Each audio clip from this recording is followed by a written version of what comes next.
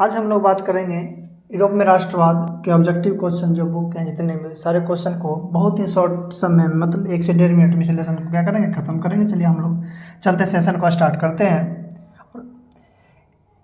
Italy एवं Germany वर्तमान में किस महादेश के अंतर्गत आते हैं? इटली और जर्मनी वर्तमान में यूरोप महादेश के अंतर्गत आते हैं। किस महादेश के अंतर्गत आते हैं? यूरोप महादेश के अंतर्गत आते हैं। फ्रांस में किस शासक वंश की पुनर्स्थापना वियना कांग्रेस के द्वारा? वियना कांग्रेस कब हुआ था? 1815 में। वियना कांग्रेस कब हुआ था? 1815 में। और 1815 के बाद बुर्बो वंश शासन में आया था। कौन सा वंश शासन में आया था? बुर्बो वंश शासन में आया था।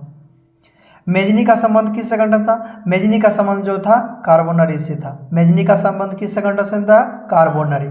इटली एवं जर्मनी के एकीकरण के विरुद्ध निम्न में से कौन सा देश? इटली और जर्मनी कौन चाहता था उसका एकीकरण नहीं हो?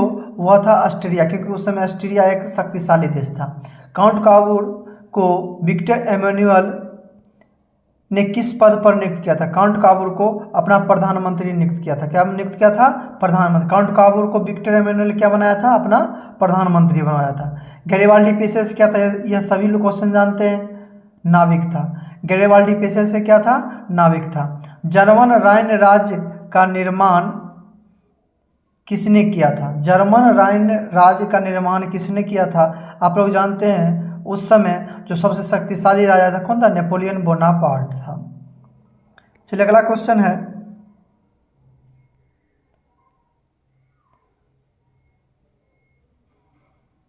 जालबेरिन एक संस्था थी। जालबेरिन कैसी संस्था थी?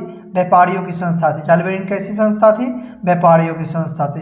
रक्त एवं लोक की नीति का अवलंबन किसने किया था? वही किया था जो जर्मनी का एकीकरण में महत्वपूर्ण योगदान दिया था। जर्मनी के एकीकरण में महत्वपूर्ण योगदान किसने दिया था?